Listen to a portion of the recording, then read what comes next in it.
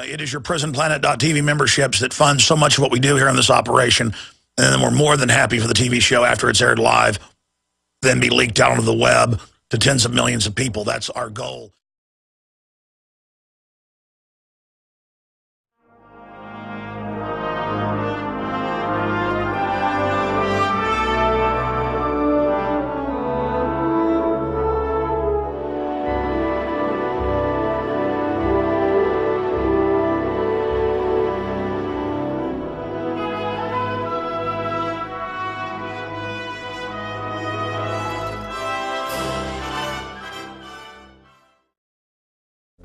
It is Sunday, August 19, 2012. This is Mike Adams, the Health Ranger, sitting in for Alex Jones today. Thank you for joining us and welcome to the show. Wow, we have a huge amount of information. The globalists are getting desperate. Today, to be covered here on the Alex Jones Show, we've got FOIA documents that have been uncovered by InfoWars investigators, and this is a big breaking article up on Infowars.com right now by Paul Joseph Watson. Hundreds of pages of once secret documents released under the Freedom of Information Act indicate that the Department of Homeland Security has been surveilling InfoWars and its messages, its articles, when bumper stickers get placed at various locations around the country.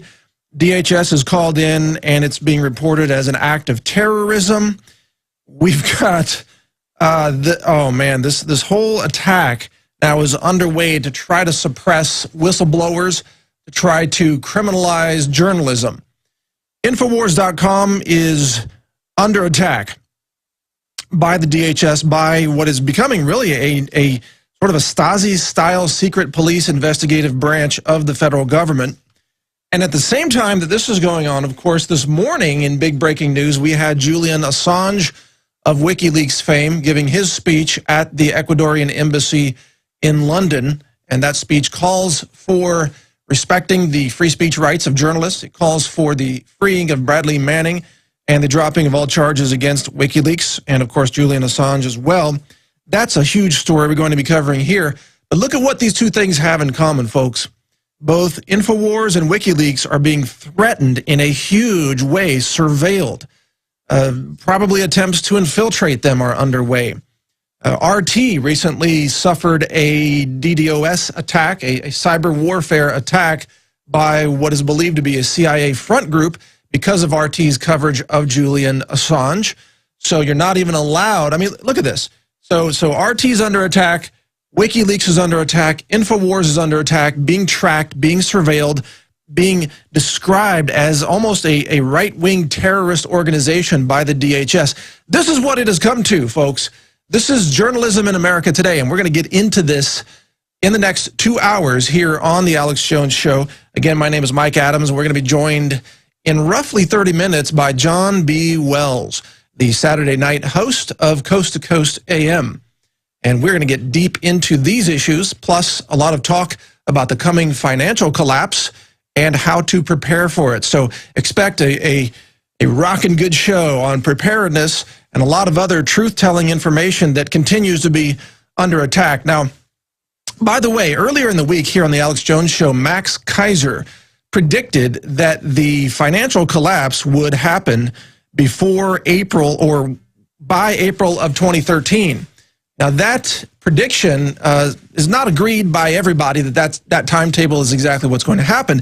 But Keiser went on the record and said that's when it's going to happen, because, or before that, I should say, between now and April 2013. He says the financial fraud, the house of cards, the monopolistic currency controllers and their derivatives debt pyramid just can't last that long.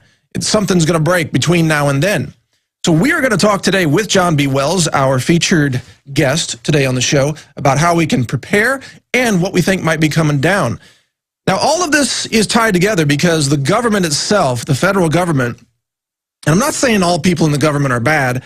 I mean, I know FBI agents, I know people who work for the feds, most of them are good people, but there are rogue elements within the government that are running their own show now. They're off the reservation, they're loose cannons, and they are a danger to us all, and they're a danger to our republic.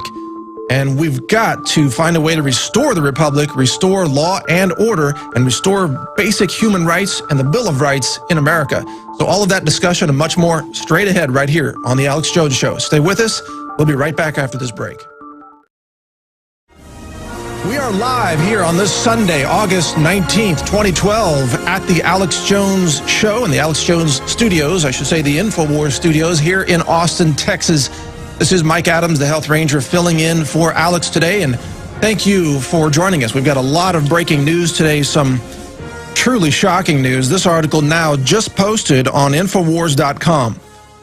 Freedom of Information Act documents reveal that the Department of Homeland Security monitored Infowars.com, monitored the user posts on the website, and monitored opposition to its so-called See Something, Say Something program, which is really interesting. I mean, if you think about it, they want you to, if you see something that might be a terrorist, then you should say something. But, oh, wait a minute. What if you're a member of the free press and you see the government doing something fishy? Then you're going to be censored. Then you're going to be shut down. Then you're going to be tracked. You're going to be surveilled. That's what's happening. So it's really a selective if you see something, say something. If you see the government doing something, keep your mouth shut. That is the message from DHS. But I'm going to go through this story in some details with you. And by the way, if you're just joining us, we've got a lot of great information coming up today. We're going to be covering the Julian Assange speech and the attempted, an armed raid was threatened against the Ecuadorian embassy by the British government, the UK, threatening to commit acts of war and to literally raid that embassy at gunpoint, which is a total violation of international law, and to kidnap Julian Assange. So we'll be talking about that story. We've also got the big media lie about the U.S. government's purchase of over 1 billion rounds of anti-personnel ammunition. You notice the mainstream media is trying to shut down that story by distracting you with only the 174,000 rounds of ammo that the Social Security Administration has requisitioned, while you're supposed to ignore the 8,000 times larger stockpile of 1.4 billion rounds that the Department of Homeland Security has been acquiring at the same time that it is surveilling alternative news websites such as Infowars.com, PrisonPlanet.com, DrudgeReport.com, and others. Also, another big story today we're going to cover, we published this over at naturalnews.com, is Google Shopping blocking all vitamins and natural products. If you're in the USA only and you search for natural products in Google, when you go to the shopping section of their search engine, all the results are gone. They're in the memory hole now. Ancient history. You can't search there for vitamin C or camu or vitamin D or anything. They're all gone. They've been memory holed. Now, you can find them on the regular web search, but not in the shopping search. And again, this only applies in the USA. So my question is this a glitch or is this deliberate censorship? What is going on over at Google? We'll get into that. Plus, we've got 6 sovereign citizens linked to they're being called an extremist sovereign citizens group, and they're being linked to a deputy killing in New Orleans, or just outside of New Orleans. And get this, the mainstream media describes this, quote, sovereign citizens group as being extremist because they, quote, are impersonating police officers. Oh, you mean like the TSA does? They're using fake currency. Oh, you mean like the fiat currency that we're all using? That's printed by the Federal Reserve? Let's see. They're being accused of conducting so-called, quote, paper terrorism, which involves using frivolous lawsuits and fake documents. Oh, you mean the kind of thing that has been done against James Stewart, the raw milkman from California, who sits right now, today, in the Ventura County Jail, an innocent victim, his only crime, selling fresh milk. And they have no case against him, no real evidence against him whatsoever, but he's sitting there in jail because the Ventura County DA has been ordered to do this by the FDA. So, gee, it's funny because every time they attack these sovereign citizens groups, and I'm not defending every sovereign citizens group, and that's not a label I use to describe myself, but every time I see them attacking these groups, the things that they're blaming them for are the things that the government's doing. I don't get it. How can it be right for the government to do these things, but then it's criminal if a citizen does it. See, that contradiction doesn't make sense to me. And again, the big overall theme here today is that the Department of Homeland Security is surveilling InfoWars, tracking, monitoring user comments, and they have been describing InfoWars as a right-wing terrorist type of organization. It's right here. It's all up at Infowars.com in this article by Paul Joseph Watson. Let's get into that detail right here, right now on the show. And by the way, if you just joined us, this is the Alex Jones Show. Probably realize you're not hearing Alex Jones's voice. My name's Mike Adams. I'm a frequent fill-in host for Alex, and I appreciate you joining us today. But check this out. Here it is. So a sticker, this came out of the FOIA documents, the Freedom of Information Act documents. A sticker was placed on the mirror inside a restroom at the Mitchell Courthouse in the Baltimore City Circuit Court. The sticker read, quote, 911 was an inside job, 9/11. Learn the truth at Infowars.com, PrisonPlanet.com, JonesReport.com. The courthouse then contacted the DHS because I guess a bumper sticker is an act of terrorism now, and they asked for advice on whether other partners have reported similar activities. So this was documented by DHS. And the internal email from DHS, get this, responded to this request by saying, quote, oh, this is a promotional sticker from Prison Planet and InfoWars saying Alex Jones is a conspiracy theorist from back in the late 90s that gets some airplay, but no one else takes him seriously. Oh, really? Really? Let's see. InfoWars is many times larger than MSNBC. Traffic is skyrocketing. It's like 400% more traffic than MSNBC. It is listened to by millions of people every day, tens of millions of people in a month, maybe 50 million people in a month, hundreds of millions of views of its videos on YouTube, and that's even with the censorship going on. I think more people actually listen to InfoWars than listen to the DHS. That's, because, I don't know, maybe I'm a terrorist because I can do math. You know, I can actually do math in this country, which means I understand debt, which means I understand the derivatives fraud. It also means I understand that this system that we're living under today, this system of fraud cannot continue indefinitely. And if you understand the laws of mathematics, you know that means anything that cannot continue indefinitely must, by definition, come to an end. Yeah, so we're going to talk about that more with John B. Wells in the next, coming up in about half an hour. But continuing with this article, again, this is a Paul Joseph Watson article on Infowars.com right now. Another document that was acquired from the government through FOIA requests was entitled, quote, right-wing terrorism. And it identified what it calls race hate groups such as the Oath Keepers organization. Yeah, really, seriously, I'm not making this up. This is not an April Fool's broadcast. Now, Oath Keepers, for those of you who know Oath Keepers or you've heard from Stuart Rhodes, you know, hey, this is an organization that simply says we're going to abide by the oath that we all took to protect and defend the Constitution of the United States against all threats, both foreign and domestic. And the Oath Keepers group just says, let's stick with our oaths. I guess that's a crime in America today. I guess it's a hate crime to say, let's defend our oath. Let's defend humanitarian freedoms that are outlined in the Bill of Rights. I guess that's hate now if you love freedom. But I guess if you worship the government, then everything's fine. But if you want to protect and defend freedom, then you're a hate group. So it goes on to say, this document, again, acquired from the government through Freedom of Information, it goes on to say that conspiracy theorists believe this Hardin town is the location for the FEMA camp. Oh, and yeah, I guess FEMA camps don't exist either, which is why they memory hold the Jesse Ventura episode of conspiracy theory that exposed all the FEMA camps. That's why they erased that off all the networks, erased it off all the TiVo devices. You're not supposed to know about these FEMA camps. Go figure. Do they exist? Of course they do, folks. Of course they do. Anyway, a lot more straight ahead. Stay with us here on the Alex Jones Show. We'll be right back after this break. You know, the more you look at the actions of our federal government today, the more it begins to resemble the Dark Empire in Star Wars, doesn't it? It's like I want to rewatch all those movies because now I'm really expecting that when they lift that helmet off Darth Vader's head, you know that scene where the helmet comes off and I'm expecting he's going to turn around like The Exorcist and it's going to be Janet Napolitano in there.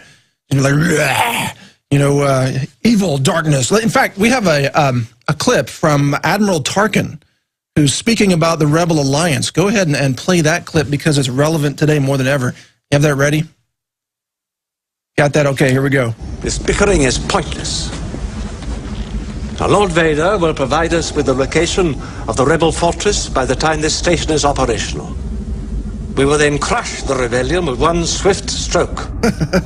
We will then crush the rebellion with one swift stroke. What a great line. And a movie that's relevant now more than ever before. In fact, I think we should all go back and watch that because it's funny. It's like, you know, it's like the U.S., the DHS in particular, and again, I'm not saying everybody in government is bad, but the DHS in particular and the TSA, it's like they're reading the Star Wars script and they're trying to become the Dark Lord. They're trying to become Darth Vader. It's like they're taking the worst, most evil, most destructive parts of the movie and saying, how can we do that?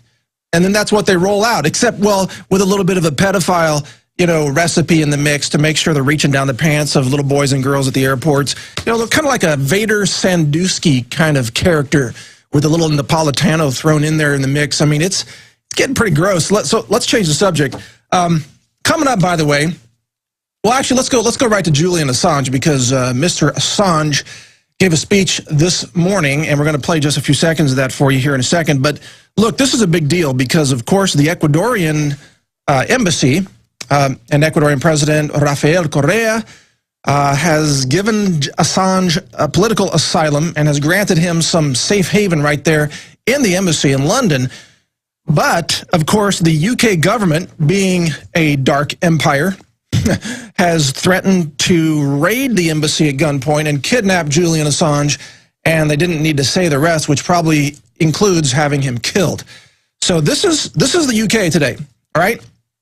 So while Julian Assange has established the moral high ground of saying, let us have free journalism and free expression. Let us have that humanitarian position of free speech, which is the First Amendment. The UK government says, we will crush the rebellion with one swift stroke by attacking the Ecuadorian embassy. I mean, it's that crazy.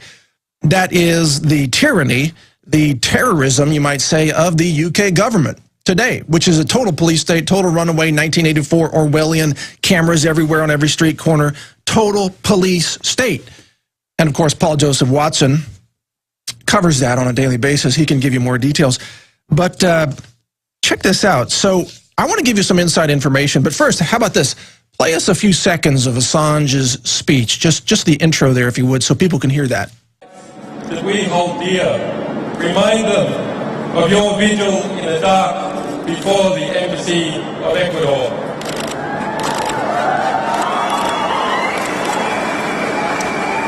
Remind them how, in the morning, the sun came up on a different world and a courageous... All right, so that was Julian Assange. I'm not going to play the whole speech, but let me give you the highlights of it here. Quote from Assange, the United States must pledge before the world that it will not pursue journalists for shining the light on the secret crimes of the powerful. Good quote. I agree with it.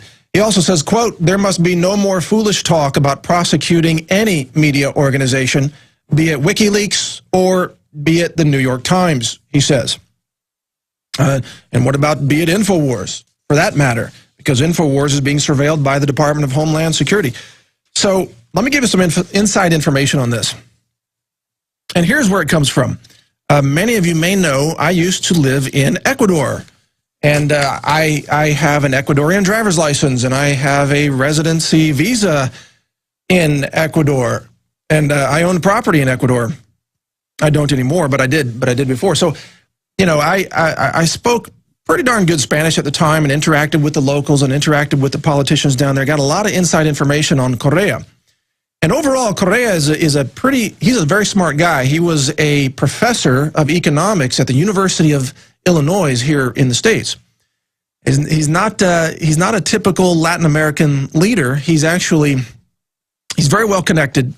And he has a backup plan. Now, look, Ecuador has, right now, it runs on the U.S. currency. So the dollar is the currency in Ecuador.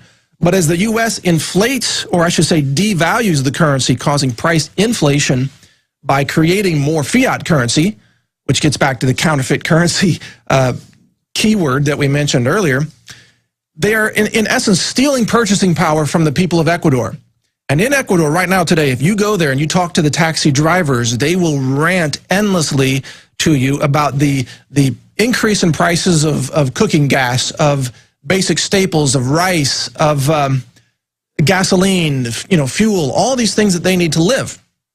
Why are those prices rising? Because the Ecuadorian economy is based on the U.S. dollar, and the U.S. dollar is being devalued due to the U.S. and Federal Reserve's policies of printing more fiat currency, or digitally creating it, in essence, thereby devaluing the purchasing power of the currency that exists in circulation. So Correa has a backup plan, and he, along with other Latin American leaders, they've been talking about a plan to have their own South American, Latin American currency, okay? So this is the big backup plan. When the U.S. dollar collapses or becomes massively devalued, or new currency floods the marketplace, or China sells off its holdings and so on, whatever crisis happens, Ecuador and the rest of Latin America is ready to switch to their own currency. That's the information that I got when I was living down there, and that was over a year ago that I got that information. Since then, I haven't had any updates, so I can only imagine this is a little further along than it was then. They may already have their backup currency printed. They may be ready to switch over at any time. But the point is, Latin American leaders hate the UK and the USA. They hate the countries. They hate the leadership, I should say. They don't hate the people. The people of all countries normally get along. It's the leaders that hate each other. They hate America for being a bully. It was a bully down in Ecuador. America was launching its drug war, chemical assaults on local farmers using the military base that used to exist in Manta. And Correa kicked the U.S. out of Manta so that the U.S. could not launch its chemical weapons attacks on coca tea growers in Ecuador. This was done under the drug war. So if you live in Ecuador and you're trying to grow your little farm of coca tea, which is perfectly legal, it's just consumed as a tea, it's not cocaine, there's nothing wrong with it, and imagine you see the evil airplane from the U.S. empire come over and spray like an Agent Orange type of chemical all over your village, all over your children, all over your farms, destroying your livelihood, destroying your health. Are you going to be happy about that? No, you're not going to be happy about that. It's an attack from a foreign empire destroying your local farming economy. That's the way Ecuadorians see it. And that's the reality of what's happening down there. No wonder Correa is standing up to the U.S. and the U.K. in giving Assange political asylum. So stay with us. A lot more straight ahead right here. All right, in just a few minutes, we're going to be joined by John B. Wells, the Saturday night host of Coast to Coast AM. This is Mike Adams here, hosting for Alex Jones today. Thanks for joining us. I'm the editor of naturalnews.com, known as the Health Ranger. And I got a little bit of a personal story for you about health transformation. Many of you may not know this, but a decade ago, I was borderline obese. I was borderline type 2 diabetic. I was hypoglycemic. I was in bad shape. I had chronic pain. I had high cholesterol. I had depression. I had a lot of things wrong, health-wise. I was eating a junk food diet. I was taking medications. I wasn't aware. I wasn't awakened. I wasn't informed like I am now. But I've learned so much since then. In fact, that's sort of how I came onto the scene, was teaching people about nutrition and the transformative power of superfoods and great nutrition, and how that can just absolutely transform not just your body, but your mind as well. And, it's funny. I just got to plug this product here. It's called Interfood. It's at the InfoWars store, which is InfoWarsStore.com. And the reason I have to mention this is because I gave this company my Editor's Choice Award years before InfoWars ever even started carrying it. This product is so good. It's so nutrient dense. I wish I had had this available 10 years ago when I was getting healthy. I had to use other things. It was hard kind of to mix it all up myself. But today, you can get this Enerfood, it's E-N-E-R, food, at the InfoWars store. They have all their products there. They're really just quite amazing. You know, I mean, you talk about nutrient-dense superfoods. We're talking about seaweeds with the trace minerals, with the iodine. We're talking about the microalgae, the chlorella, the spirulina.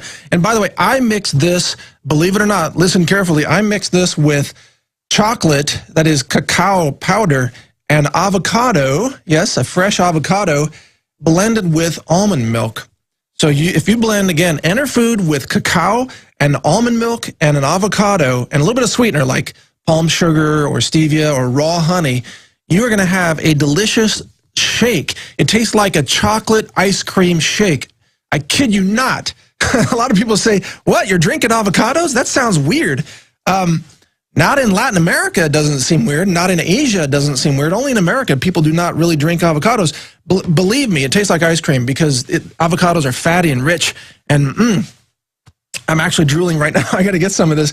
But anyway, check that out at InfoWarsStore.com. It's a very good product. And lastly, before we go to John Wells, you know, the deal is I'm a big advocate of what I call patriot nutrition. And by patriot, I mean people who believe in America, you know, people who believe in the founding fathers, people who believe in the Bill of Rights and the Constitution and keeping our oaths to protect those rights. So that's America to me. You know, these globalists running the show in Washington, they are not America. That's not real America. I'm all for empowering and protecting real America, and you got to remember the nutritional component, folks. If you have good nutrition, you have better automatic night vision. I mean, literal biological night vision works better when you have good nutrition. You heal faster. You deal with stress better. You're more fertile. I mean, your reproductive organs even work better. Here, there's a better shot of the bottle. Everything works better when you have good nutrition. And if we want to restore this republic and defeat tyranny and restore liberty, you better have nutrition on your side. That is the best and most powerful ally of all. And take it from me, the Health Ranger, this stuff can transform your life. Now, thanks for your attention on that issue of huge importance. I want to introduce John B. Wells now. Many of you are probably already familiar with him. He's just an all-around awesome dude. I got to tell you. He's obviously the Saturday night host of Coast to Coast AM. He is a musician, a writer, a composer. He's into martial arts. He's into liberty. He's been all over, you know, working on Discovery Channel's Deadliest Catch and Gold Rush because of his incredible voice talent that you're going to hear. He's got a website called caravantomidnight.com, caravantomidnight.com, where he offers and discusses some solutions for being exposed to radiation and other threats to your health. And I encourage you to check out that website. And he joins us now for the next roughly hour and 20 minutes to talk about a number of subjects, but especially what we see as the coming collapse. John B. Wells, welcome to the Alex Jones Show. Wow, you referred to me as the dude. That's quite an honor, Mike. Thank you. The dude. That's not a reference to Lebowski or that movie, but yeah. Well, it's true. The dude abides, you know. Most definitely. Well, John, welcome to the show. It's great to have you on. Thank you for having me. Absolutely. So I don't know if you heard what we covered earlier, but Department of Homeland Security has been monitoring Infowars.com. What do you think about that? Hi, Janet. I think you're adorable. I think you're so cute. It doesn't surprise me. You know, Mike, just to start, I know we don't want to be men who multiplieth the words without wisdom or knowledge. But if the capability is there, eventually it's going to be used. So, frankly, I'm shocked that we haven't learned they've been monitoring InfoWars for as long as it's been on the air, as long as they've been able to monitor it. I'm shocked to find out that we're just finding out. Well, they probably have been monitoring it for as long as it's been on. We just finally got the FOIA documents. That's the situation. You know, at every university registration back in the day, I was approached by some people that began speaking to me about, for one reason or another, probably just dumb luck, I managed to score pretty high on these national tests, and they would come to talk to me. And they would say odd things. And it didn't take very long to map out a profile of their psychology. So, because you just said, well, they probably have been monitoring us. It's true. And now comes the part where they tell us we are monitoring you. Right. It's out in the open. Yeah, and it's I think it's an intimidation technique to just Maybe they just cop to the fact that one person can cause so many problems if they get loose and they have a little bit of and the field is tilted a little bit in their favor. They can be quite destructive. Well, John, is that because the truth is now so dangerous that they have to try to intimidate those who share the truth? I mean, you're the Coast to Coast AM Saturday night host. You help a lot of people have a voice to share the truth. You know, here you are on the Alex Jones Show, and you've hosted the show before as well. Is the truth that dangerous in America today? Well, you can see me on the video, so it's different than if you're hearing me go, well, because it's not that I'm confused or lost or, recovering from an overdose of cough syrup. It's because I have to continually weigh the option of asking or stating something and determine if it should be asked or stated. So that's the long answer. That's the long way to your answer, which is a resounding yes. The truth is potentially dangerous because the other component is who will react to it and how will they react. Well, maybe that's what they're afraid of, that if people really knew the truth, that, people would, I don't know, take their money out of the banks or buy more ammo as the DHS itself is doing. What do you think, what actions do you think they might be afraid of, John? Well, ultimately, I think they're afraid of a physical show of something that could be perceived as force, much the way that the Wall Street protesters were eventually, manhandled and booted out. Yeah. It didn't get as ugly as it could have been, but there was the potential for it to be ugly. Well, maybe that's why they took it over, but I didn't mean to sort of ambush you with this one question. I mean, you brought a lot of issues to the show. What's on your mind as the big things that we need to talk about and know about today? Well, I hope you didn't think that was some sort of a stall. It's not. No. Last night on Coast, for example, and I'll have to take the long way to answer your question there, too. We had called the show The Two Franks.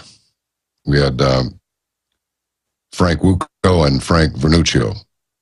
And Frank Wuko has a website where he actually portrays a terrorist, talking about how much they hate.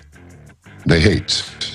They must destroy because they hate and bring about, it's just the same stuff that you can get on a cartoon version of that would be entitled. John, I got to interrupt you here. We're about to go to break, but hold that thought, and we'll be right back in a few minutes right here on the Alex Jones Show with John B. Wells. So stay with us. We'll be right back.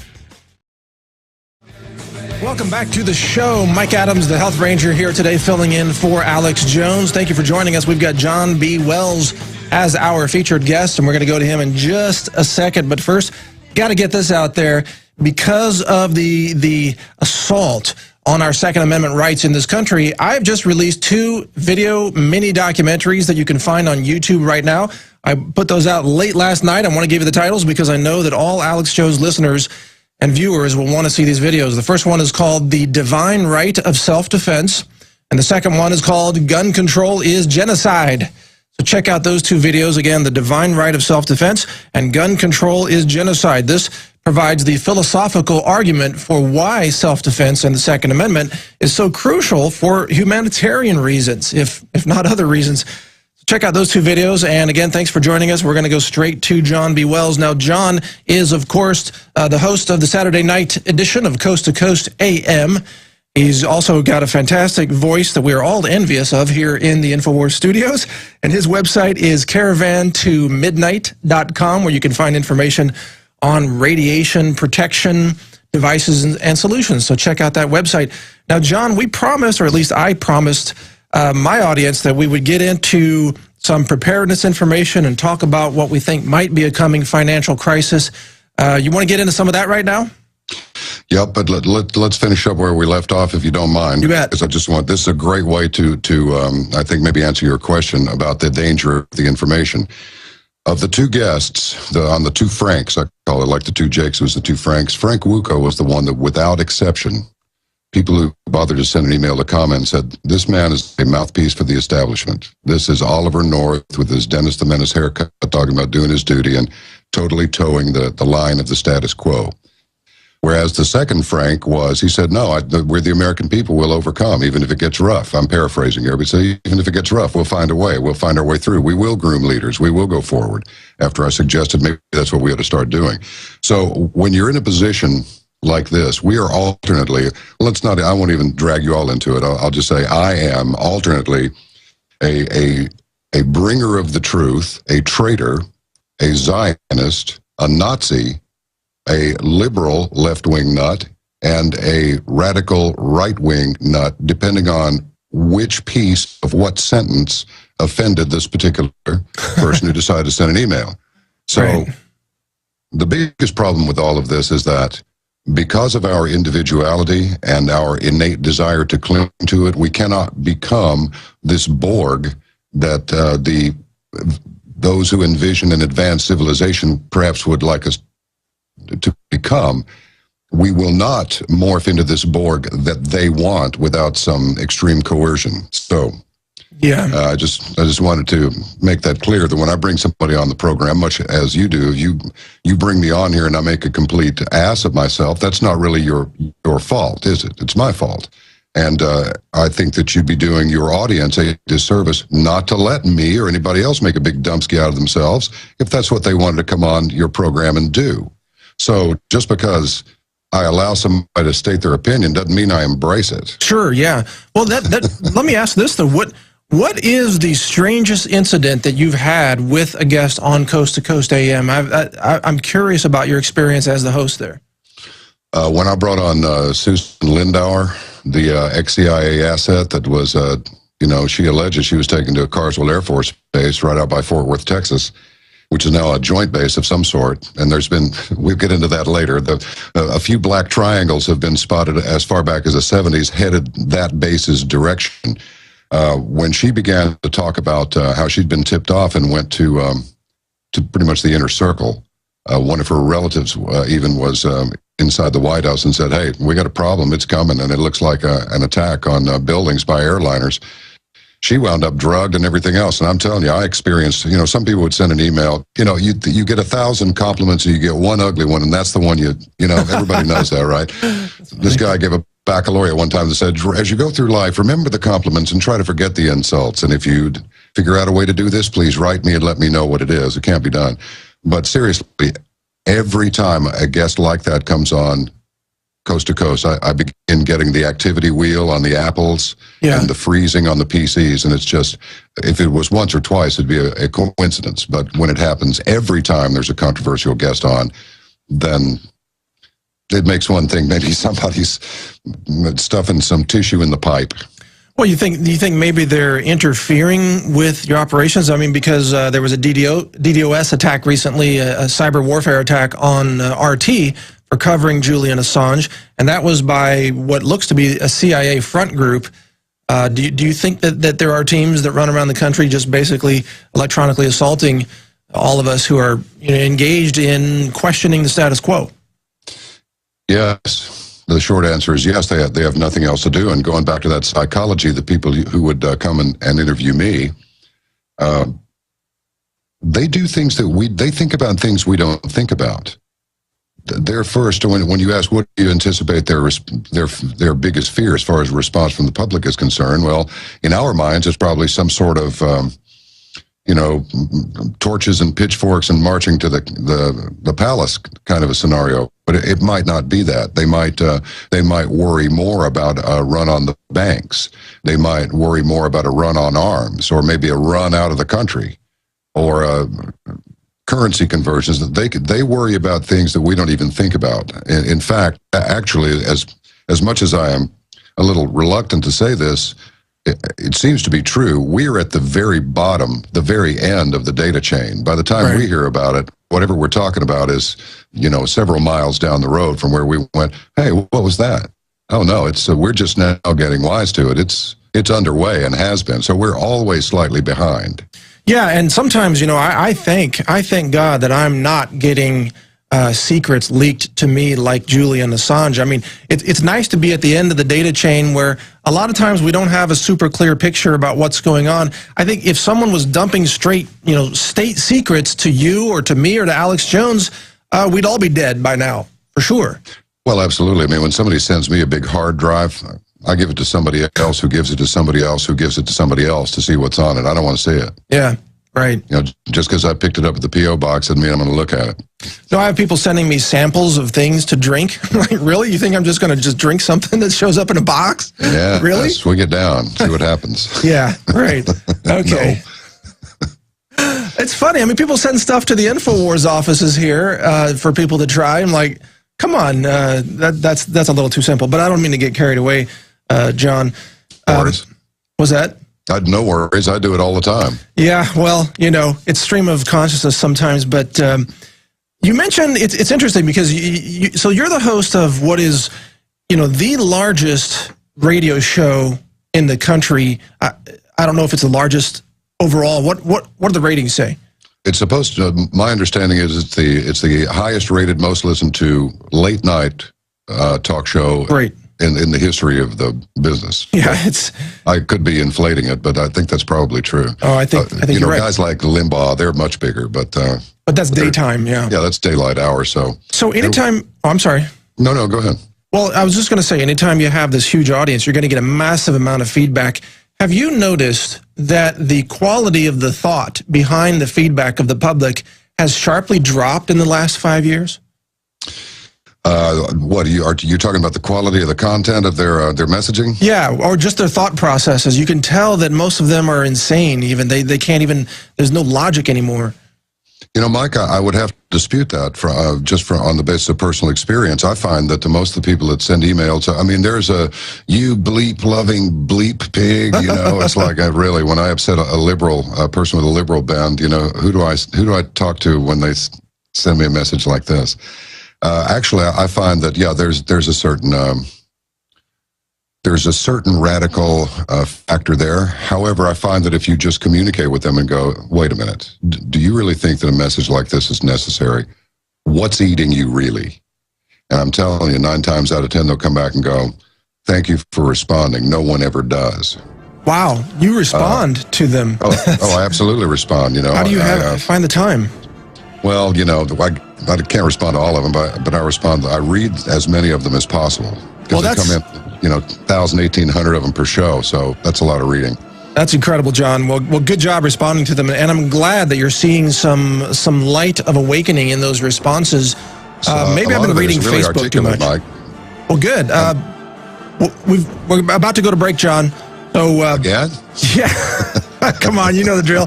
So I do. We'll be back with John B. Wells, everybody. This is Mike Adams on The Alex Jones Show. We've got a lot more straight ahead, more about preparedness and what may be a coming crisis or a collapse of some sort. We'll talk to John about that when we return right here on The Alex Jones Show. Stay with us. We are into the second hour here on August 19th, this Sunday, here on The Alex Jones Show. Thank you for joining us. This is Mike Adams, the health ranger, filling in for Alex today, and we are joined by our featured guest, John B. Wells. His website is also jbwells.com. I encourage you to check that out, as well as caravan2midnight.com. And we've been discussing a number of interesting topics. Let's get into the preparedness issue, if you're up for that, John.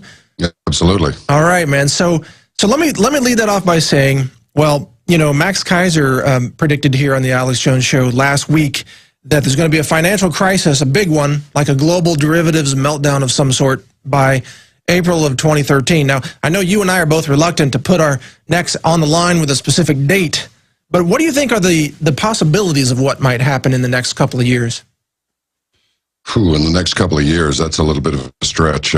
Next couple of months, I might take a poke at it. Next couple of years, I just have no idea. I wish I did. Well, you go for it. And you know, nobody likes to make a prediction and have it not, make them look like an idiot. But yeah, you predicted and nothing happened. I predict nothing will happen on December 21st, 2012, except a lot of drinking. Okay. There you go. But now, as far as this economic collapse, I'm trying to think outside the box that we have been put in, mostly through mainstream media. An example of which might be an ad, and thanks very much for mentioning caravan2midnight.com.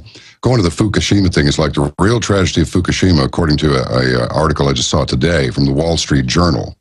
That's mainstream media, if I ever heard it. or read it. Well, the biggest tragedy is that everybody's so worried about it. We're going to cause it by thinking about it. Yeah, that might cause some real ripples in the nuclear power industry, you think? And maybe that's why that's the only article I've seen that, they get more radiation in Denver than Fukushima. It's like, and we attribute the fact they have the lowest cancer rate in the country to lifestyle as opposed to radiation levels. Oh, really? Well, the thing about it is the experts are baffled. And when the experts are baffled, that means they're not experts. So as far as the preparedness is concerned and what to expect over the next couple of years, this whole thing that we've been brought into, since debt and interest and all of these huge loans that are written really don't constitute actual physical cash, only technically. Right. They're actually created with the stroke of a pen. Then I wonder, now we're at almost $17 trillion in debt. That's a 17 with 12 zeros to the right of it. There's not enough money on earth to pay that down.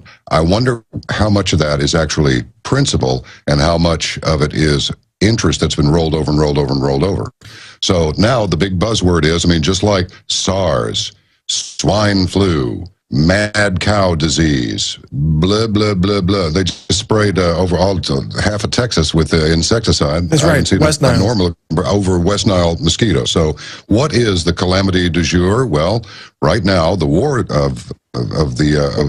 the war we have going on is another 9-year, 10-year affair in the Middle East, and the big problem that threatens us all is not an ongoing war that involves our volunteer army in an undeclared conflict, which makes them mercenaries, whether they like it or not. I don't like it. I don't want them used that way. But now we have the threat of economic collapse. Simultaneously, as a matter of fact, it was on Alex Jones's InfoWars site, which I visit every day, that the FBI is saying, turn in your bin Ladens. Cash is the currency of terrorists and drug dealers. I'm beginning to wonder if this whole economic crisis is nothing but a bloody fabrication. Really? Yes. Well, how would they use that fabrication then has got to be the operative question, and we got to go to break again. I'll tell you how, my brother. Hold that thought then, John, when we come back. Again? We have another quick break. This is a very short one, 1 minute. We'll be right back to answer that question with John B. Wells, who's kind enough to stick with us. And thanks for joining us. We'll be right back after this break, right here on The Alex Jones Show. We're continuing right here on The Alex Jones Show with our guest, John B. Wells, the Saturday night host of Coast to Coast AM, who was just theorizing that, hey, perhaps some of this or all of this financial crisis talk is actually a trick to be used against us in some way that he's about to describe right before we went to break. So John, the floor is yours. Go ahead. There was this movie once upon a time called 3 Days of the Condor, and Robert Redford couldn't figure out why the guy with the Mac-10 and the suppressor on it, the mailman, was after him. I hate to ruin the movie for anybody who hasn't seen it. It's from the Stone Age, but in the end, it was because he read books and he had discovered a storyline in there that absolutely positively correlated identically to something that was actually happening. So I wouldn't want to be that guy. I don't want to see the mailman unless he's got a nice check for me, which I find myself in continuous need of. But in any case, I think it's all in furtherance of a different kind of monetary system. I think it's in furtherance of an electronic system. A quick example would be someone that I know well and have for many years is in the retail business. And now the parent company wants to pay every 2 weeks instead of every week, but what they really want them to do is take it on this card and use this debit card for all of their expenses. Now imagine all of the people at the top who really have these actual assets. They have gold, they have actual cash. They position themselves however those at the top deem would be the most appropriate way to protect that wealth, and then flip over to an electronic system. I mean, there's more and more electronic funds transfers happening all the time under the guise of going green. Okay, I can understand saving postage and paper, but imagine if it's so easy to steal now, how much easier will it be to steal if all of the money was just a 1 or a 0 going down an internet pipeline somewhere from one computer terminal to the next? What this means is that you protest, your money is gone. You don't pay a ticket, your money is gone. You've got a $5,000 tax bill, but you've got 15 grand in the bank. That whole 15 grand's gone because you may have done something else. Right. It is an ongoing, rolling attempt at total control and total oppression, and that's just how I see it. I'm sorry, but that's how it is. And an old relative of mine, a writer named H.G. Wells, I'm paraphrasing, said, a lot of people are going to be upset over this new world order, and many will die protesting it. Wow. Wow. Well, I think you're right on the money with the money issue, and they're already starting to describe cash as sort of a tool for terrorism. You know, like people who have cash must be bad people. Oh, if you even buy your coffee at the same place and you're observed doing this and you do it all the time with cash, this could make you suspect. Oh, yeah, that was the FBI announcement. A few months ago, they put out these warnings to cafes and internet cafes, different kind of retail establishments to say, oh, if people show up and pay with cash, or if they have a tattoo, or if they look like this or act like that, they might be a terrorist. And these are just normal everyday activities. You know, I can't really, I appreciate the opportunity to be with you on your program, because it allows me to rant a little bit more than I would do on Coast, because that's a slightly different deal. We get into these heavy subjects, but, you know, we also cover, you know, garden fairies and Bigfoot and flying saucers and paranormal and, you know, electronic voice recordings and all that stuff. I'm sick of it. Ever since I have been literally a child, it's either been hiding under a desk during a drill, like that's going to help you in the case of an atomic bomb being dropped on you, to the Vietnam thing that went on interminably. I mean, I was a kid in elementary school when the Vietnam War started, and I was of voting age when it was over. And so we have a little bit of a lull, and then the Russians go into Afghanistan for 9 years. In the meantime, we're sort of killing Russians by supplying the Mujahideen. And our CIA trained bin Laden, and now they leave, and there's some upheaval here and there. Now we're there for 9-10 years. I'm sick of it. I really don't know personally what to do to stop it, but at least I can complain about it. It's like General Patton said, if you run out of bullets in your rifle, use your pistol. If you run out of pistol, throw your helmet at it, throw your gun at it. And if you can't, urinate at it as it goes by. Do something, throw something at it. So all I can do right now, I can't start a political action committee. I don't have the kind of money to throw around to start some sort of a movement. But at least I can come on the public airwaves and complain about it and try and raise some awakening. I asked a young woman the other day, about 30 years old, I said, but does your generation want freedom? Oh, good question. What did she say? She said, well, yes, but I don't want to start a war. So they want freedom handed to them? What is that? I don't know what it means, but my response to her was, I do. Because what has happened is, let me wax theological just for a moment. My favorite Southern Baptist preacher, I'm not really Southern or Baptist, but anyway, I like him. I had a sermon. I just happened to catch it at a friend's house, walking through, and it's on. And he was saying, you pray and you pray and you pray and you pray. And you're in dire straits. It's terrible. And then you pray, oh, God, please help me. Your prayer is answered. Your problem is gone, and you don't really need God anymore, because the problem is gone. Thank you, God. And then just forget about him. That's the end of your piety. That's the end of your devotion. You just go back to business as usual. That's what we've done in this country. We had a long propaganda campaign of, you know, the red, white, and blue, and mom and apple pie and the girl next door, and we're going to defend our homes and defend our way of life and all of that. There were lots of little cartoons even about the evils of socialism creeping in. Guy looks like Snyder Whiplash, you know, and he shows up and he's trying to get the American people, one person here, one person there, to kind of go along with his way of thinking. And in the end, they sent him packing, because socialism was not for the American way of life. It was just not going to work. Well, now people have been comfortable for so long that they're like, well, you know, maybe we should try it. Yeah. I mean, we came here to get away from Europe, and now the first person said was Bill Clinton with well, in Germany, they do such and such. It's like, in Germany? Wait a minute, I thought the whole world was supposed to be like us. No, we've forgotten the real threats to us. I read recently in the California Constitution, I was doing some research on the raw milk issue, and I noticed in the section that requires law officers or peace officers to have an oath of office, underneath that section there's a paragraph that says that they also have to affirm that they're not part of the Communist Party because there are efforts by communists to infiltrate and take over the government of California. That's in the California Constitution. And I read that in shock because what has happened in California? The communists have essentially taken over the government, or at least people who have that kind of mindset of community property and no rights. You can't even sell fresh milk in California anymore. That's a communist kind of idea. Astonishing. Every band of armed, murderous rebels has tagged themselves freedom fighters. Sure. We've heard freedom, liberty, vigilance, justice. We've heard it so many times. I mean, it's been cartoonized through truth, justice, and the American way, with even as far back as the old Superman series. I think our eardrums have become numb to these words. I don't think we even know what they are anymore. Well, no, I think we know. I mean, freedom is having your genitals grabbed by the TSA. That's the new America. Wouldn't you agree? People allow it.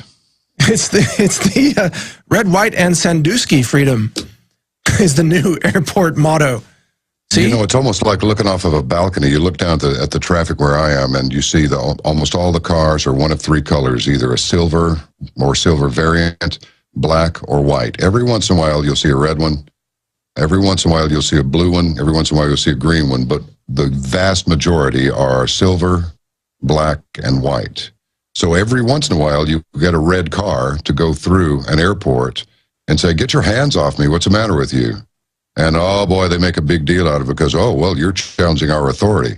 The first thing that got my attention was several decades ago when it began to be called law enforcement. Right. Instead of peace officers. Never heard law and order ever again, or peace, you just said it, or peace officer ever again. It's like law enforcement. It's like, and then you see parking enforcement. Well, does that mean you're going to force us to park? And in my day, that meant you were going to kiss your babe.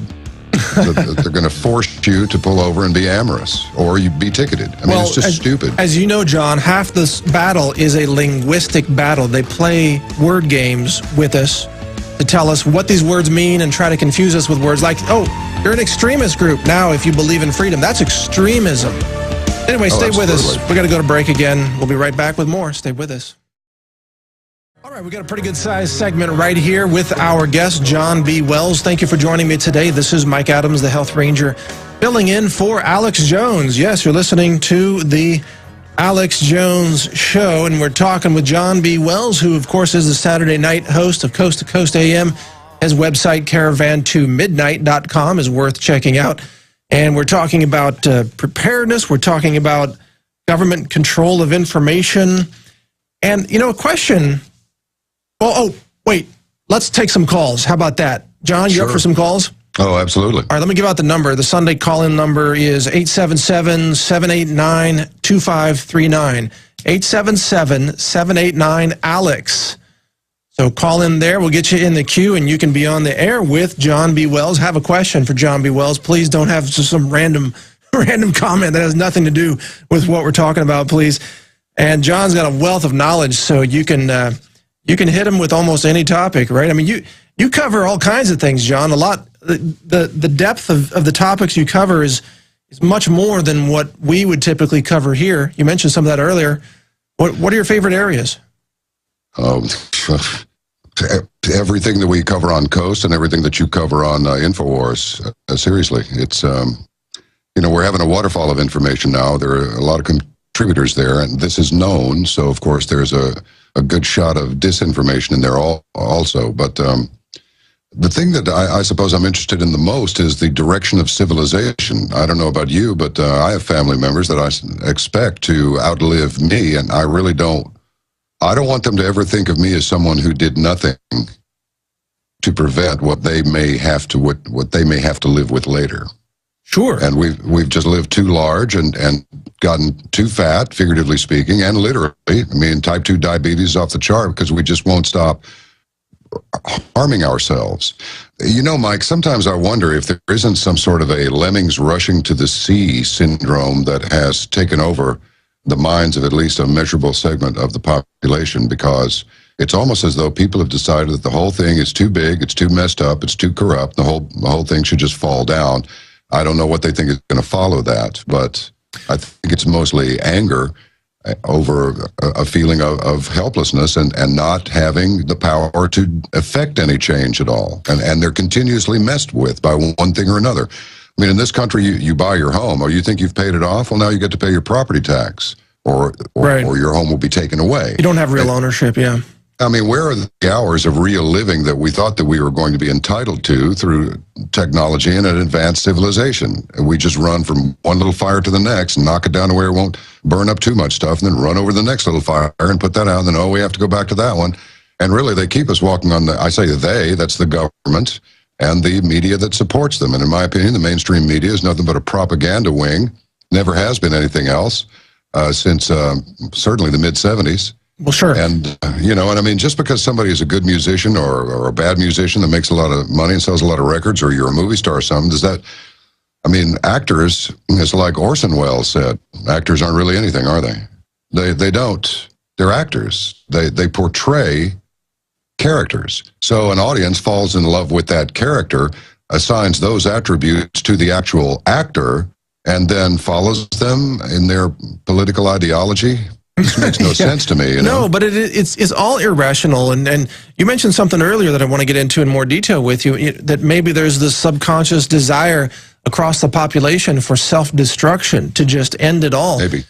I mean, I'm convinced that if, let's say, if Obama right now announced that, oh, to save the planet and reduce CO2 emissions, that, let's say, 50% of the population needs to line up in front of the incinerators and just sacrifice themselves for the good of the planet, I'm pretty sure that you'd find about 50% of the people that would gladly do that, as long as Obama asked them to do it. Oh, I assure you someone will show up.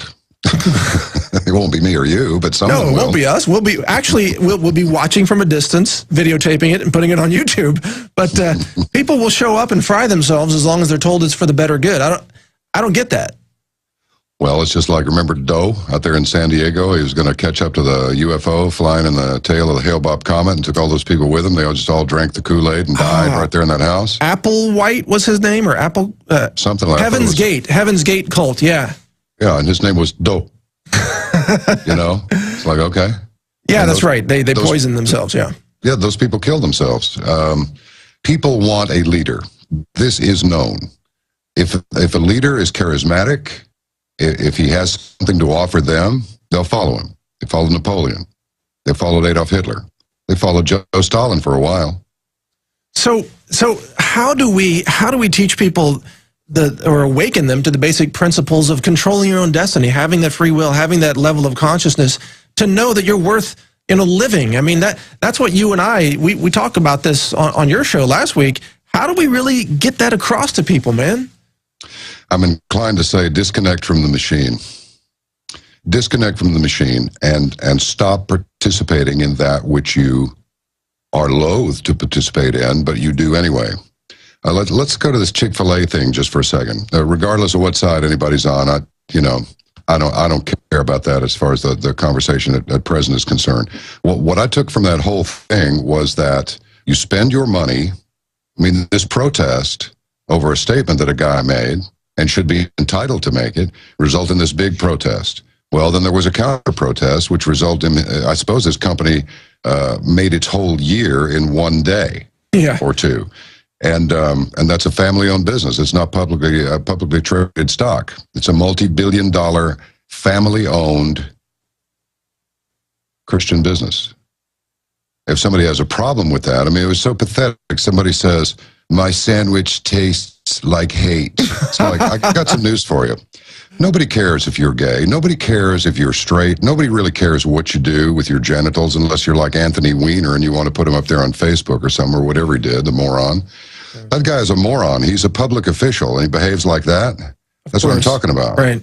It's just stupid. So the point is, put your money with the people you want to support and who support what you support. Do not spend your money with people who represent values that you don't hold as values. Well, clearly, and I thought the whole message of the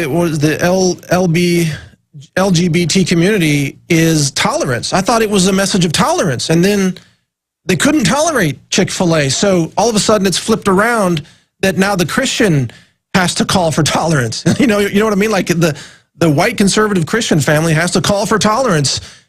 It's a bizarre world. Well, it's another example of the squeaking wheel gets the grease, and the one that squeaks the loudest gets the most grease. And that's why these pro-socialists and anarchists and everything else, look, anarchy is going to get us nowhere. I mean, that's a recipe for a bigger disaster than what caused the anarchy to begin with. That's just stupid. You know, evolved people do not engage in anarchy. It's moronic. It's savage, and we have enough of that. You and I think. Of course, you can answer this. I think we both believe in a local, community-based peace officers who are of the people, by the people, for the people. We believe in laws. We believe in not harming your neighbors and expecting your neighbors not to harm you. We don't want anarchy. We want people to behave like adults. We want law and order is what we want.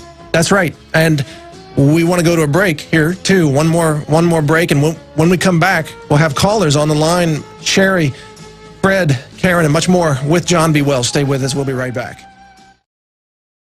All right, we're going to go straight to calls in this segment with John B. Wells, our guest, here on the Alex Jones Show. This is Mike Adams, the Health Ranger, filling in for Alex today. Thank you for continuing with us here. We're going to go straight to calls. Hopefully calls about preparedness. I guess we will find out. Are you ready, John? Absolutely, positively. All right. If anybody can handle calls, you can. So let's go straight to it. Sherry from Missouri, you are live on the air. Welcome to the show. Do you have a question for John? Well, what I'm curious about is that a lot of us have been awakened to the truth of what our government is doing to us. But what we're looking for now are solutions. And I would say that has to come from the Constitution.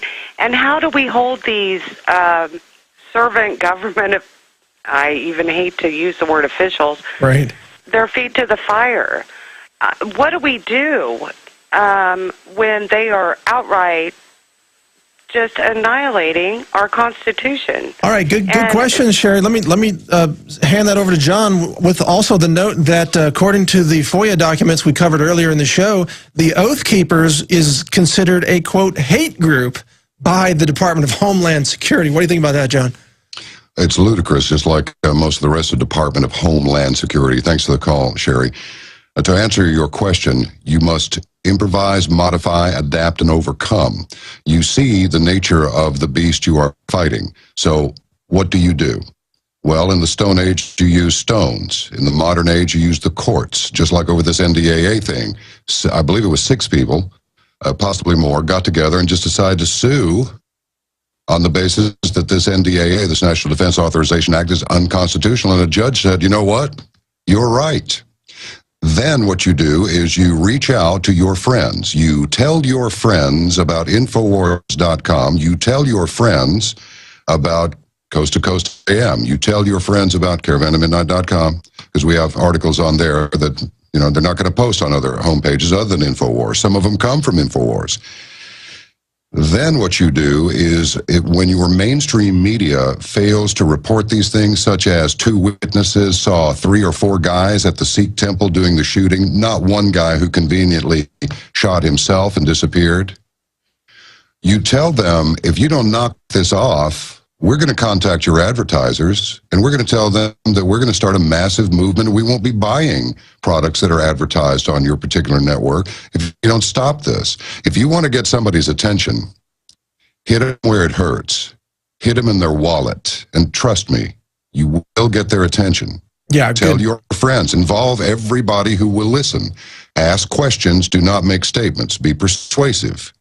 And bring them into the fold. You nailed it. I mean, it's get organized and start asking questions, and don't put up with the status quo answers. File a suit. Yeah. It's done every day. File a suit. File a bunch of suits. Let that get into the press. Let that go viral on the net. Get it on. Take them on. Look, we're all toast anyway. Every one of us is going to pass away from this life. Now, do you want to stand for something while you're here, or do you just want to sit there and take it? Well said, John. Let's go to the next caller, Watchman from Florida. You're on the air with John B. Wells. Go ahead, Watchman. Welcome to the show.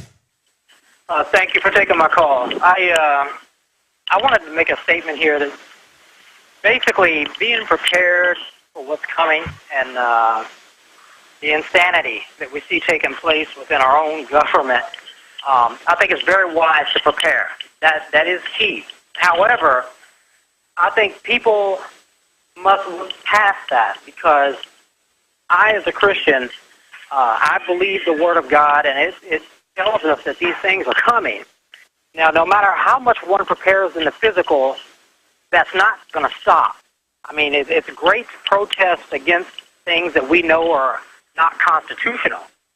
But in the end, we all need to make sure that our souls are prepared, because, as Jesus stated, what shall it profit a man if he gains the whole world and loses his own soul? So if you've got a lot of food stored up and ammunition and all that, if you lose your soul in the end, none of that stuff is really going to even matter. Yeah, good point, Watchman. Go ahead, John, your comments. Watchman, you do have an extraordinary point. Yeah, you really do. And gee, you know, it's really kind of a unfashionable thing to be Christian and to profess it these days, mostly because the ones who are not Christians don't understand that it is known that we are going to make mistakes and sin and lust and do things and do things we didn't even mean to. I believe what you're talking about is spiritual defense, and believe me, that is a large component. A motorcycle crash. Now, people do this all the time, so this is my little personal experience. Of course, I have my unique perception of the events, but there were also witnesses to it. When I crash this bike, and the last thing I see on the speedometer is 67 miles per hour, and I go instantly to the pavement, tumbling in morning traffic that's moving very quickly, very congested. I know that there's traffic around me. None of this stuff hits me, and then the witness to this says, control settled over the whole situation. No slamming of brakes, no horns, nothing. It was just everything came to a calm halt. Well, I know what name I cried out for, but it was a call. It wasn't like, yeah, I'm checking out, help me, help me. It was just like, hey, I've got a problem here. And I was answered.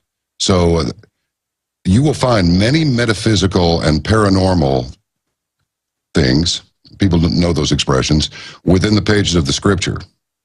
And they can be scientifically shown to have effect. And what they call that thing that was out years ago, The Secret, all about manifesting things like that. They're not going to tell you that that's scriptural, but it is, because they don't want to be aligned with those nasty Christians now, do they? Well, just the very idea of prayer, which I know to have been medically shown to actually accelerate healing of those who are kept in mind in the prayer.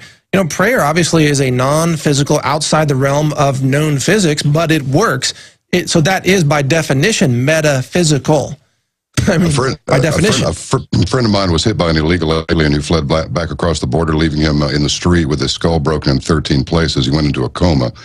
And yes, I don't care about the temple underwear. I don't care about the polygamy. I don't care. I'm just saying, a group of Mormons came into his hospital room voluntarily and held hands and prayed for him, and there are witnesses that saw the indicators for his vital signs go up in the direction they wanted him to go up, and nobody touched him. All they did was pray for him. So, look, I don't remember where I was before I got here, except in little glimpses in dreams.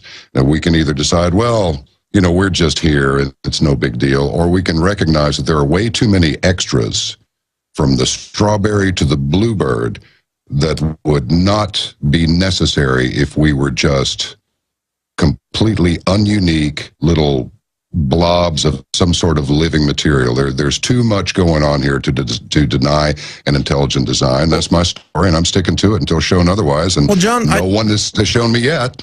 I agree with you, but I've covered the physics community. Conventional physics believes that we are biological robots without any free will, no consciousness. When you die, it's lights out. They say that there's no, in fact, they don't even think they're alive, which is weird, because then they write books about it and they put their name on it. It's like, who wrote the book if you're not even a being with a soul? You know, I would have to say, if their view is that narrow, perhaps they're right. Perhaps they aren't alive. Maybe they're the zombies. It's physics by zombies. Zombie physics. Feelings are hard to describe in words.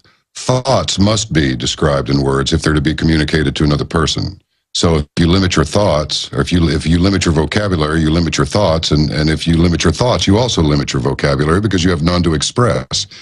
There are all sorts of wild theories, but the short answer to that one is, well, once upon a time, everybody thought that the Earth was the center of this galaxy and that it was completely flat. Yeah. Well, and another, here's another thought on this is that sometimes the status quo will call you or I a pessimist because we're a realist, because we ask questions and we look at things and we see where are they going. We can project a little bit into the future and sort of see maybe what's going to happen. But isn't it the ultimate pessimism to believe that we're not even living beings with a soul? We don't have a free will, we don't have a mind, we don't have a consciousness, we don't have connection with the Creator. Isn't that the ultimate pessimism? Oh, absolutely. It's the ultimate pessimism. Yeah, somebody made a joke the other day that said an optimist is someone who is frequently disappointed, but a pessimist is one who is occasionally pleasantly surprised. And we laugh about this, and we say, yeah. But in the laughing and in the making a joke out of it, going we to break, sort of John. embrace it a little. We're going to break, okay. All right, sorry to interrupt you. Going to break. We'll be right back with more calls for John B. Wells. Stay with us here on The Alex Jones Show. We're back for our final segment here on The Alex Jones Show with John B. Wells, our special guest. And we've been taking some calls and talking about, well, some philosophy, believe it or not, in the last segment, a little bit of preparedness info and much more. Let's take one more call today. And let's go to Fred in Michigan. Fred, you're on the air here on The Alex Jones Show. What's on your mind, man? Hey, it's an honor and a pleasure to be with you two today, my two favorite hosts of all time. Mutual, sir. Hey, John, I have many things to get out as quickly as I can. You mentioned a distant relative, I believe H.G. I think he might have authored a book entitled Open Conspiracy. When I'm finished with my presentation, maybe you can comment on that. I want to recite what John Adams, the second president, said, directed to us. You have rights, natural, unalienable rights, antecedent to all earthly governments. Rights, natural, unalienable, that cannot be repealed nor restrained by human law. Rights derived from the great I am. Now, as I see it, my friends, what has surreptitiously happened over the decades is the government has been infiltrated and subverted, subjugated by a rather infamous, insidious foreign private corporation known as the Bar. Because if you take note, every president, virtually every senator, and if the House of Reps isn't predominantly BAR Esquire attorneys whose allegiance is to the Bank of England and the monarchy ultimately, then you have a Legislative Service Bureau that is exclusively BAR Esquire attorneys, and it is that entity that creates the statutory public policy acts. Well, good points, Fred. Let me send this to John here to comment on what you think are the power groups that are in play today. Is the Bar one of them in your experience? Absolutely, the Bar. Absolutely, it is. But I'm not sure what the overall question is here. Well, I just wanted to give you a chance to comment on it, but Fred, that's a really good point that you've brought up, and I appreciate your call. But we've been subjugated, I think, is his point, and it's well, yes, we have, and one time I got into it with a guy on the air on it was Alan Colmes' show, and I decided to just call in as a caller. And it was the guy who wanted to take under God out of the Pledge of Allegiance, and I just said, look, your hypocrisy and equality statements about the hypocrisy. You're using the law. All law comes from religion. I don't care if you're a tree worshiper on the high plains or in ancient Germany or a sun worshiper on the high plains. Your law comes from religion, and you're using this mechanism to take out the religion. You're using the religious-based mechanism to take the religion out of the mechanism. And the second thing is the equality. If you make everybody just like everybody else, that's exactly the same thing as making everybody nobody, to where there is no more individuality. And the Bar has everything to do with that because, well, I think we already talked about law enforcement, didn't we? Yes. So I suppose whatever the law of the land happens to be, you'll be bound to it, or you have to change it. First, you'll resist it, and people will be hurt for it. And then eventually it'll be changed. And the moment that you relax your vigilance, it'll go right back to the way that it was where your protest began. Well, hence the need for the Bill of Rights and the Constitution and what should be called the unalienable rights that are granted to us by our Creator and from which the Bill of Rights was written as an expression that tried to codify those laws. And thank you very much for pronouncing that word correctly. Everybody says unalienable. It's not, well, we're going to be alienated from our rights. Like, no, it's unalienable. They can't be transferred. They cannot be possessed or taken away. Exactly. Thank you, Mike. You're the only one other than myself and one other person that's ever said that word that way. Really? That strikes me as kind of scary. Off to you. No, they don't do it. They think it's unalienable, and it's not. No, it's unalienable. Which, yeah, again, we back to the language games and the mind tricks. We have to get the language squared away. Like, for example, every time a U.S. military helicopter is shot down in the Middle East by enemy soldiers, they never say it gets shot down. They say it crashed, as if it were a training exercise or something. Well, yeah, it crashed after it got blown up. I mean, when you blow up a helicopter, it tends to crash. This is basic physics. Every time, and they're not pretty either. They don't land gracefully and gently without power. They just kind of flop like a mattress off the 10th floor. It's kind of rough, really. I guess so. Now, John, since this is our last segment, and I want to get to a little bit of your preparedness. I don't know if you're willing to share this publicly, but I want to ask you, what are you doing to get prepared for whatever you see might be coming? I mean, do you have extra food? Do you have extra ammo, if you're willing to say that on the air and risk being called an extremist? I mean, what are you doing today, man? Well, here's the thing. If it gets down to guns and knives against the authorities, it's going to be rough. You shoot a bullet at them, they're going to shoot a missile at you. We don't want that. Number one, we don't want that. And we do not want to do anything to engender any further mistrust of the people by the police. Sometimes it's justifiable. And we want to minimize this distrust between citizens and police. Remember, the police are not obligated to give over their life to save yours. That's not in their contract. It's not in their pay grade. And the other part is that the police are not the military. So don't allow it to be militarized. That's number one. Mike Adams is absolutely, completely correct. Nutrition is number one. Without proper nutrition, not only do you get out of shape, you can't even think straight, which is why breakfast is the most important meal of the day if you have something to do. If you don't have anything to do but sit around and watch TV till noon, then it's probably not. Eat whenever you want. Carbs in the morning, meat at night. No carbs after 2, you will be fit. Water, absolutely. Get rid of the fluoride, get rid of the chlorine. Number 3, environmental integrity confirmation, meaning Scott Portzline was on the show weekend before, Saturday before last night, and he said it was his opinion, always has been, that 3 Mile Island was caused by sabotage.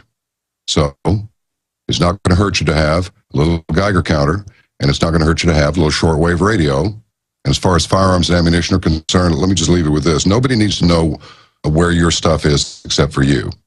Rule number 1, though, overall is, except for the nutrition, you got to have that. Your papers must be in order. What's the last thing the bad guy says to the good guy before the good guy escapes to Switzerland? He says, your papers appear to be in order, you may go. Keep your papers in order, take care of business, think, network with your friends, and remember this big power outage. Alex was talking about backup power. Very, very important, because all those, the better part of 1 billion people wound up without electricity. But the authority said, but it's not a big deal because many of these people live without electricity anyway. So the numbers they were counting were just populations in those areas. It's like most of those people didn't have electricity to start with. That's a different deal if our grid goes down. Absolutely. Everything runs on that. Well, very good information and advice, John, and I want to thank you so much for spending your time with us today after hosting Coast to Coast last night, and here you are with us today. It's been a great segment with you, and I really appreciate you coming on. A real pleasure, my fellow radical. You know, that which used to be normal is now considered radical. Feels kind of good, doesn't it? Yeah, I guess so. I mean, and you know how we both like to pay with cash, right? I pay with cash everywhere. If you think about it, paying with cash also supports local businesses because they don't have to lose the 3% that they pay to Visa or MasterCard to process your credit card. So cash actually supports local businesses. I'd like to leave you with this, and I'll do it very quickly because I know we're on a clock. But with Caravan to Midnight on the Russian radiation detectors, I got a bunch of them. I was lucky and got a bunch of them, so I knocked $50 off of each one of the Russian units. We have some by Vince Mazer that are more sophisticated. They all do the same thing, but Vince's stuff you can track with this, and you can track the radiation readings over a period of time that you can program into the device. So go to caravantomidnight.com and check it out. But the other thing is this. We're going to stop taking credit cards pretty soon. We did that because we wanted it to be convenient to our customers. However, when we started looking at not only how the big banks treat us, but treat everybody else, right, I've just decided that I don't want these devices not to get in the hands of people who want them, but I'm done with the big banks. I'm done with it until when the whole legislature says, yeah, let's audit the Fed. And then I think it was Reid said, it'll never get through the Senate. Right. Could somebody explain to me why the membership of the Federal Reserve Bank is secret?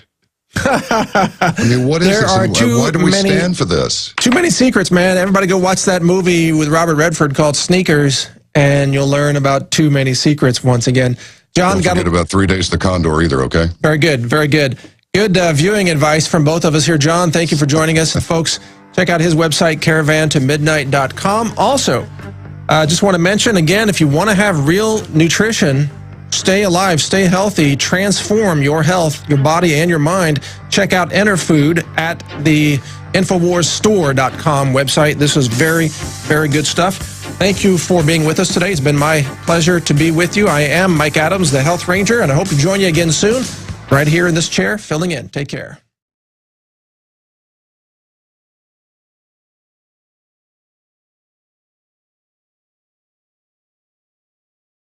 It is your PrisonPlanet.tv memberships that fund so much of what we do here in this operation, and then we're more than happy for the TV show after it's aired live, then be leaked out onto the web to tens of millions of people. That's our goal.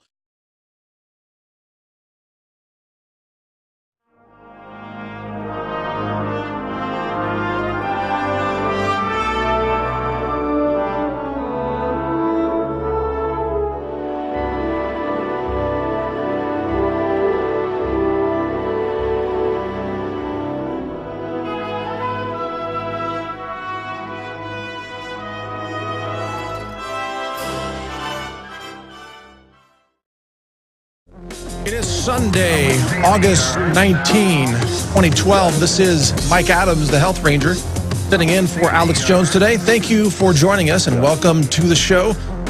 Wow, we have a huge amount of information. The globalists are getting desperate. Today, to be covered here on the Alex Jones Show, we've got FOIA documents that have been uncovered by InfoWars investigators, and this is a big breaking article up on Infowars.com right now by Paul Joseph Watson. Hundreds of pages of once secret documents released under the Freedom of Information Act indicate that the Department of Homeland Security has been surveilling InfoWars and its messages, its articles, when bumper stickers get placed at various locations around the country. DHS is called in, and it's being reported as an act of terrorism. We've got, this whole attack now is underway to try to suppress whistleblowers, to try to criminalize journalism. Infowars.com is under attack by the DHS, by what is becoming really is exactly what's going to happen. But Keiser went on the record and said that's when it's going to happen. Because, or before then, I should say, between now and April 2013. He says the financial fraud, the house of cards, the monopolistic currency controllers and their derivatives debt pyramid just can't last that long. Something's going to break between now and then. So we are going to talk today with John B. Wells, our featured guest today on the show, about how we can prepare and what we think might be coming down. Now, all of this is tied together because the government itself, the federal government, and I'm not saying all people in the government are bad. I mean, I know FBI agents, I know people who work for the feds, most of them are good people, but there are rogue elements within the government that are running their own show now. They're off the reservation. They're loose cannons, and they are a danger to us all, and they're a danger to our republic. And we've got to find a way to restore the republic, restore law and order, and restore basic human rights and the Bill of Rights in America. So all of that discussion and much more straight ahead right here on The Alex Jones Show. Stay with us. We'll be right back after this break. We are live here on this Sunday, August 19th, 2012, at the Alex Jones Show in the Alex Jones Studios, I should say the InfoWars Studios here in Austin, Texas. This is Mike Adams, the Health Ranger, filling in for Alex today, and thank you for joining us. We've got a lot of breaking news today, some truly shocking news. This article now just posted on Infowars.com. Freedom of Information Act documents reveal that the Department of Homeland Security monitored Infowars.com, monitored the user posts on the website, and monitored opposition to its so-called See Something, Say Something program, which is really interesting. I mean, if you think about it, they want you to, if you see something that might be a terrorist, then you should say something. But, oh, wait a minute. What if you're a member of the free press and you see the government doing something fishy? Then you're going to be censored. Then you're going to be shut down. Then you're going to be tracked. You're going to be surveilled. That's what's happening. So it's really a selective if you see something, say something. If you see the government doing something, keep your mouth shut. That is the message from DHS. But I'm going to go through this story in some details with you. And by the way, if you're just joining us, we've got a lot of great information coming up today. We're going to be covering the Julian Assange speech and the attempted an armed raid was threatened against the Ecuadorian embassy by the British government, the UK, threatening to commit acts of war and to literally raid that embassy at gunpoint, which is a total violation of international law, and to kidnap Julian Assange. So we'll be talking about that story. We've also got the big media lie about the U.S. government's purchase of over 1 billion rounds of anti-personnel ammunition. You notice the mainstream media is trying to shut down that story by distracting you with only the 174,000 rounds of ammo that the Social Security Administration has requisitioned, while you're supposed to ignore the 8,000 times larger stockpile of 1.4 billion rounds that the Department of Homeland Security has been acquiring at the same time that it is surveilling alternative news websites such as Infowars.com, PrisonPlanet.com, DrudgeReport.com, and others. Also, another big story today we're going to cover, we published this over at naturalnews.com, is Google Shopping blocking all vitamins and natural products. If you're in the USA only and you search for natural products in Google, when you go to the shopping section of their search engine, all the results are gone. They're in the memory hole now. Ancient history, you can't search there for vitamin C or camu or vitamin D or anything. They're all gone. They've been memory holed. Now, you can find them on the regular web search, but not in the shopping search. And again, this only applies in the USA. So my question is this a glitch or is this deliberate censorship? What is going on over at Google? We'll get into that. Plus, we've got 6 sovereign citizens linked to they're being called an extremist sovereign citizens group. And they're being linked to a deputy killing in New Orleans, or just outside of New Orleans. And get this, the mainstream media describes this, quote, sovereign citizens group as being extremist because they, quote, are impersonating police officers. Oh, you mean like the TSA does? They're using fake currency. Oh, you mean like the fiat currency that we're all using? That's printed by the Federal Reserve? Let's see, they're being accused of conducting so-called, quote, paper terrorism, which involves using frivolous lawsuits and fake documents. Oh, you mean the kind of thing that has been done against James Stewart, the raw milk man from California, who sits right now, today, in the Ventura County Jail, an innocent victim, his only crime, selling fresh milk. And they have no case against him, no real evidence against him whatsoever, but he's sitting there in jail because the Ventura County DA has been ordered to do this by the FDA. So, gee, it's funny because every time they attack these sovereign citizens groups, and I'm not defending every sovereign citizens group, and that's not a label I use to describe myself, but every time I see them attacking these groups, the things that they're blaming them for are the things that the government's doing. I don't get it. How can it be right for the government to do these things, but then it's criminal if a citizen does it? See, that contradiction doesn't make sense to me. And again, the big overall theme here today is that the Department of Homeland Security is surveilling InfoWars, tracking, monitoring user comments, and they have been a sort of a Stasi-style secret police investigative branch of the federal government. And at the same time that this was going on, of course, this morning in big breaking news, we had Julian Assange of WikiLeaks fame giving his speech at the Ecuadorian embassy in London. And that speech calls for respecting the free speech rights of journalists. It calls for the freeing of Bradley Manning and the dropping of all charges against WikiLeaks and, of course, Julian Assange as well. That's a huge story we're going to be covering here. But look at what these two things have in common, folks. Both InfoWars and WikiLeaks are being threatened in a huge way, surveilled. Probably attempts to infiltrate them are underway.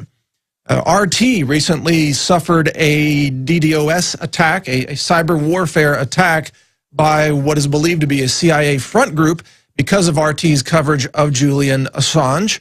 So you're not even allowed. I mean, look at this. So RT's under attack, WikiLeaks is under attack, InfoWars is under attack, being tracked, being surveilled, being described as almost a right-wing terrorist organization by the DHS. This is what it has come to, folks. This is journalism in America today, and we're going to get into this in the next 2 hours here on the Alex Jones Show. Again, my name is Mike Adams, and we're going to be joined in roughly 30 minutes by John B. Wells, the Saturday night host of Coast to Coast AM. And we're going to get deep into these issues, plus a lot of talk about the coming financial collapse and how to prepare for it. So expect a rockin' good show on preparedness and a lot of other truth-telling information that continues to be under attack. Now, by the way, earlier in the week here on the Alex Jones Show, Max Keiser predicted that the financial collapse would happen before April or by April of 2013. Now, that prediction is not agreed by everybody that that timetable is